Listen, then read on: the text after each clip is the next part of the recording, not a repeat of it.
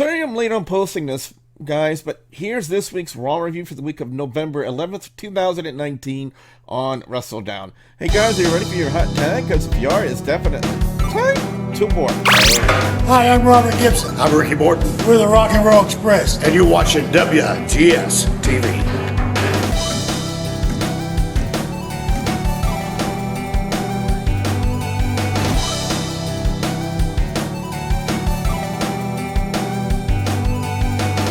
What's up, guys? I'm the Wrestle Gamer. Welcome back to WrestleDOWN right here on WGS-TV. And once again, guys, I do apologize for being late with this week's review.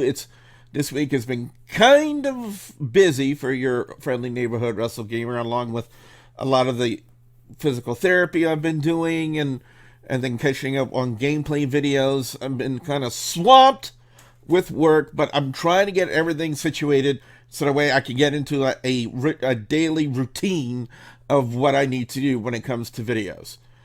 However, Raw this week was in Manchester, England, and this was filmed this past Friday because WWE filmed both Raw and SmackDown back to back. So what went down? Well, to answer that question, let's talk about Raw.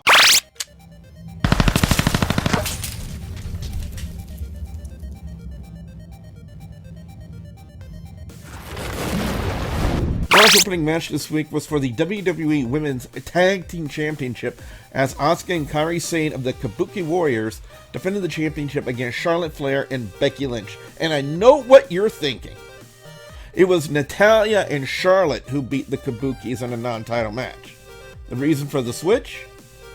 Well, they said on commentary that Natalya had family obligations and couldn't make the trip to Manchester, so Becky stepped up and said she was going to be Becky 2 belts again.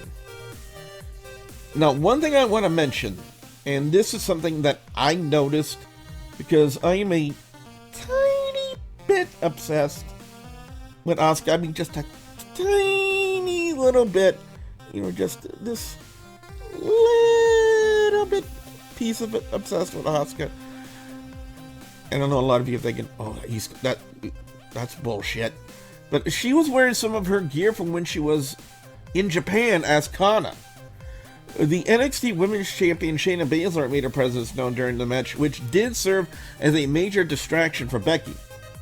The Kabukis had Charlotte against the ropes until she made the hot tag to Becky and took it to both Asuka and Kairi and was on the verge of becoming Becky 2 belts again until Shayna got on the ring apron to distract Becky, but it wouldn't last long because the SmackDown Women's Champion Bayley showed up to brawl it out with Shayna, but Shayna would end up getting the better of her in that encounter. Becky, distracted by all this, would get rolled up by the Empress of Tomorrow as the Kabuki Warriors retain the Women's Tag Team Championship. Now, on the same hand, think about this. Asuka pinned the Raw Women's Champion in a tag match. Now, this makes me wonder if Asuka will now get a shot at the title. Becky would try to go after Shayna, but Shayna would retreat into the crowd and would get blindsided by Bayley.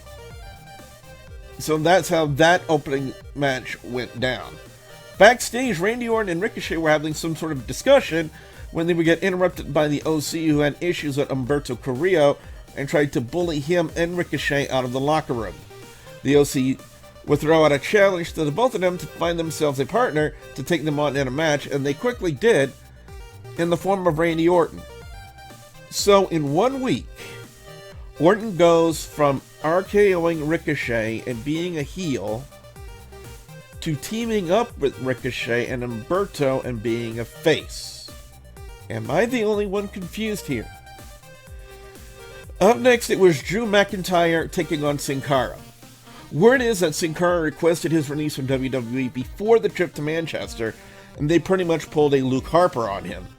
Also, you could tell that the boos for McIntyre were piped in because the Manchester crowd popped for him big time, which I guess is something Vince didn't want. Sin Cara had a few quick flurries in the match, connecting with a moonsault and a few drop kicks, but everything went downhill for Sin Cara when McIntyre connected with a powerbomb on the outside and then hit the Claymore kick to pick up the win. Eric Rowan making baby noises to the camera close up through a screen is about the creepiest fucking thing I've seen on Raw in quite some time. Now the question remains, who or what was Rowan actually talking to? Up next, the 24/7 championship was on the line in a handicap match as Samir and Samil Singh, aka the Bollywood Boys, took on R-Truth. The Singhs would have a small flurry of offense against Truth, but it wouldn't take him long to start taking it to him. The Singh brothers would end up tucking their tails between their legs and would run away from Truth, who gave chase. First, the Singhs ran into the women's locker room, if they only had a camera in there, but they would end up being shoved out the door and into Truth. The Singhs found another place to hide, however, they weren't alone in that room. Truth would open the door. I'm sorry, I missed a little part here. Eric Rowan was in there. I should learn to read my own script that I write. Eric Rowan was in there and literally dismantled both of the Singhs, even using the couch in the room as a weapon. Truth would open the door, see the Singhs laying, asking for help, looked up at Rowan and said, "You guys need some privacy. Let me get the lights," and he turned the lights off as we hear the Singhs calling for Truth's help. Up next, Seth Rollins was out there saying that he wanted to challenge the United Kingdom's best, and would get that in the form of the WWE United Kingdom champion Walter, who had Imperium by his side. Walter would go on to say that even here in the UK, that Rollins wasn't safe from the NXT takeover. Walter would use his size and his strength advantage to take it to the former Universal Champion. Walter has a devastating chop, to say the least, and we would get a glimpse of his submission arsenal with a single leg crab along with a German here and there. Suplex. However, Rollins would fight back, taking it to the United Kingdom champion, and even had him set up for the stomp when Imperium struck, causing a disqualification. The beatdown wouldn't last long, because out would come the Street Profits. However, the numbers were still not in their favor. That is, until Kevin Owens came running out to even the odds for Raw. Did anybody notice that the crowd first were chanting for Walter, suddenly started chanting for Kevin Owens? This would get turned into an 8-man tag team match, and with being through a match already, Rollins would become the weak point for his team as Imperium worked him over. How many people were actually wowed at Walter's agility? He connected with a massive drop kick, followed up by a power bomb into a pin, but Kevin Owens was there to break it up. Rollins would finally make the hot tag to KO. Owens would first take out Baby and Eichner on the outside with a cannonball, then served up a super kick to Marcel Bartel, Alexander Wolf, and then finally Walter. Rollins would hit his tope suicida on Walter, and Montez Ford showed off his agility with his diving senton over the top to the United Kingdom champion. KO would hit the stunner on Marcel Bartel, then Rollins would hit the stomp on Wolf to pick up the win for the Team Raw. Here's the thing though, and I don't think anybody else caught this, but Seth Rollins was not the legal man for his team. If anybody was the legal man for his team, it was Kevin Owens. So why they let Rollins take the pin, I don't know. Up next, it was Cedric Alexander taking on Andrade. Not much to talk about on this match. Andrade had a nice dropkick counter to Cedric's handstand springboard elbow. Cedric would strike with a diving senton to the outside and even connected with a springboard flatliner, but couldn't put Andrade away. Zelina would once again play a pivotal role, grabbing the ankle of Alexander, distracting him as Andrade struck with the back elbow, very reminiscent of the Judas experience, or the Judas effect, and connected with the hammerlock DDT to pick up the win. Aleister Black chose to speak in prophecies to someone, saying that he knew who he was and what he has done, and told him to knock on his door and pick a fight with him. Now the question is, who was Aleister Black talking to? Before I talk about the Lana segment, I feel like I need to say this. According to some of the dirt sheets here on the interwebs, Vince absolutely believes the storyline is working for the Rusev-Lana loosely angle, because for some unknown reason, I don't know if it's his age, his lack of medication, or all the yes men that are kissing his ass on a daily basis, but he believes all the negative reactions from the crowd and YouTuber slash podcasters are giving heat to Loosely as a heel. So I'm only going to speak for myself when I say this. Not only do I dislike Loosely and Lana for reasons I've stated many times here on the channel, but I dislike the storyline, period. There's no believability in any of the promos, and WWE has not given me a reason to even give a shit about the storyline. As for Monday night, Lana went out there saying that she started having sex with Loosely 7 weeks ago, congratulations, and that she was 9 weeks pregnant and became irate about it. Rusev came out confused, wanted to get Lana's story straight. Lana would accuse him of calling him a liar and a manipulator. Out would come Loosely. Lana got on the back of Rusev, once again Loosely would beat Rusev down. As they were walking to the stage area, it was heard that Lana said she couldn't believe that Rusev thought she was pregnant. I really don't know what to say at this point. Up next, it was Eric Rowan taking on someone named Sonner Durson. I hope I'm saying that name correctly. Rowan came out to the ring carrying a cage with a sack over it. You would place it on the commentator's table and told them not to touch it.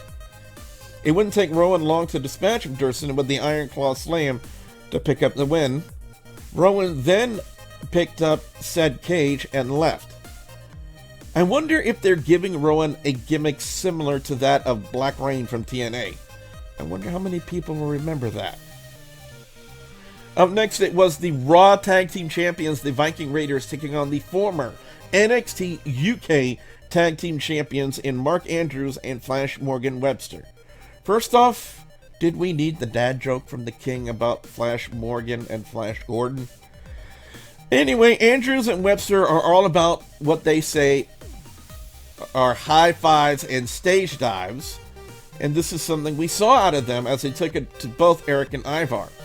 Webster would connect with a swanton bomb to the legs of Eric and tried to pin him, and if anything, it woke him up, and Ivar, and it was all just downhill for Webster and Andrews, as the finish of the match was the Viking Raiders hitting the Viking Experience on Andrews to pick up the win.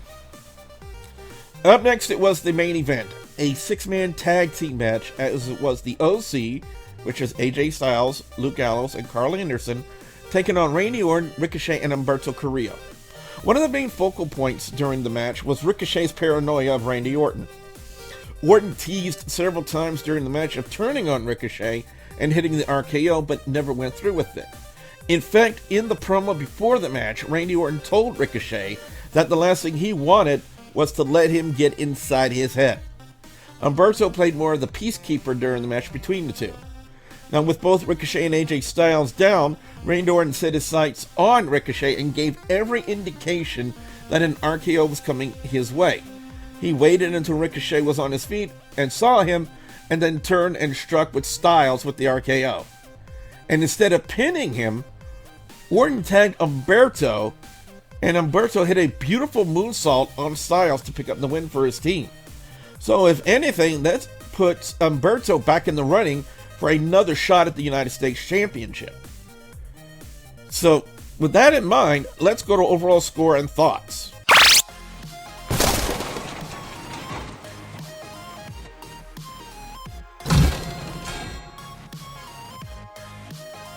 Raw in Manchester was an okay show for the most part. I always enjoy seeing the Kabuki Warriors on TV, and I wonder if Asuka is now in line for a Raw Women's Championship match with Becky, seeing as she pinned her in the match. Seeing Cara is almost delegated to being talent enhancement now, seeing as he got squashed by McIntyre. The 24/7 Championship handicap match was a joke, but it kind of fits R-Truth's gimmick these days. Walter and Imperium on a Monday Night Raw, I approve.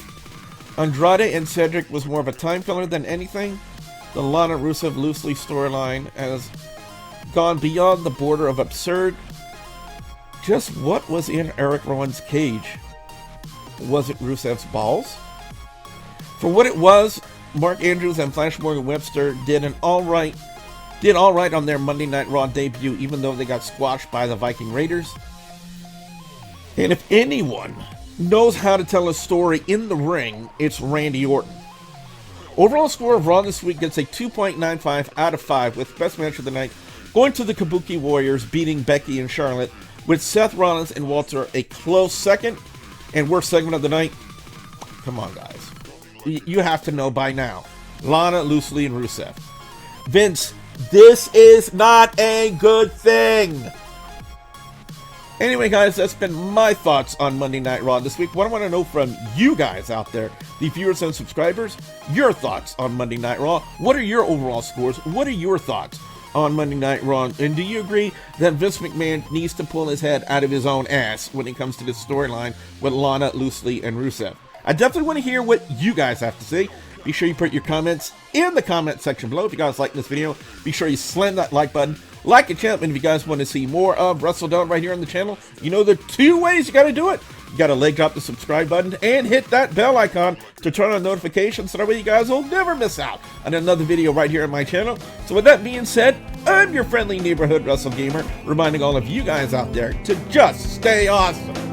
Bye, guys!